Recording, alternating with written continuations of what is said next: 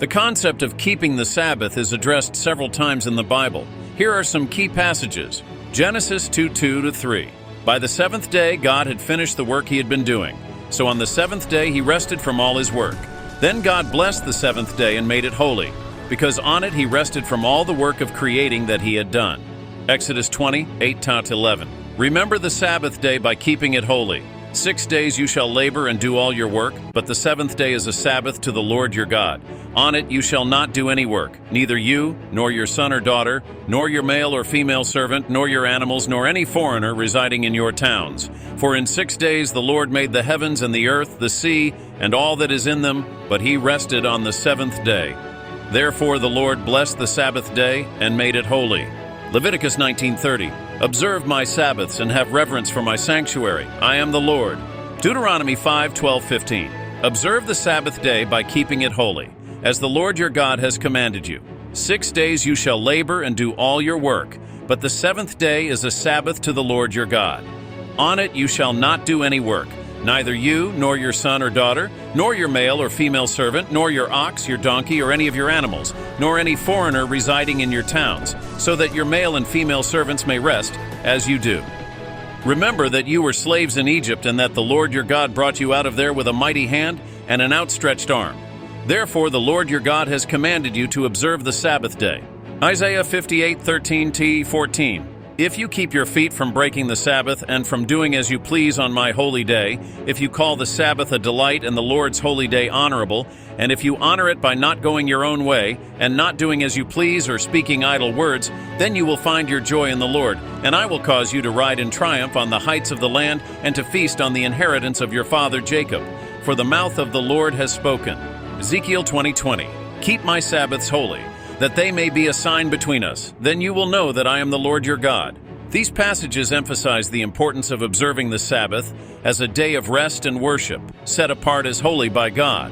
The Sabbath is intended as a time to refrain from work, reflect on God's creation, and remember his deliverance and covenant with his people. The Bible contains several warnings and consequences for not keeping the Sabbath. Here are some relevant passages. Exodus 31:14-15. Observe the Sabbath because it is holy to you. Anyone who desecrates it must be put to death. Those who do any work on that day must be cut off from their people. For 6 days work is to be done, but the seventh day is a day of Sabbath rest, holy to the Lord. Whoever does any work on the Sabbath day is to be put to death. Numbers 15:32-36. This passage recounts the story of a man who was found gathering wood on the Sabbath. The Lord commanded that he be put to death by stoning, demonstrating the seriousness with which the Sabbath was to be observed. Jeremiah 17:27. But if you do not listen to me to keep the Sabbath day holy, by not carrying any load as you come through the gates of Jerusalem on the Sabbath day, then I will kindle an unquenchable fire in the gates of Jerusalem that will consume her fortresses. Ezekiel 20:12-13. Also I gave them my Sabbaths as a sign between us, so they would know that I, the Lord, made them holy. Yet the people of Israel rebelled against me in the wilderness. They did not follow my decrees, but rejected my laws, by which the person who obeys them will live, and they utterly desecrated my Sabbaths. So I said I would pour out my wrath on them and destroy them in the wilderness. Nehemiah 13:17-18. I rebuked the nobles of Judah and said to them, what is this wicked thing you are doing, desecrating the Sabbath day? Didn't your ancestors do the same things, so that our God brought all this calamity on us and on this city? Now you are stirring up more wrath against Israel by desecrating the Sabbath. These passages indicate that not observing the Sabbath was considered a serious offense, punishable by severe consequences, including death and destruction. The Sabbath was a sign of the covenant between God and his people, and desecrating it was seen as a direct rebellion against God's commandments.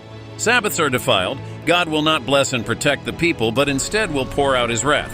The Bible indicates that disobedience to God's commandments, including the Sabbath, can affect one's relationship with God, including the effectiveness of one's prayers. Here are some relevant passages that suggest God may not hear the prayers of those who do not keep his Sabbaths. Isaiah 1:13-15.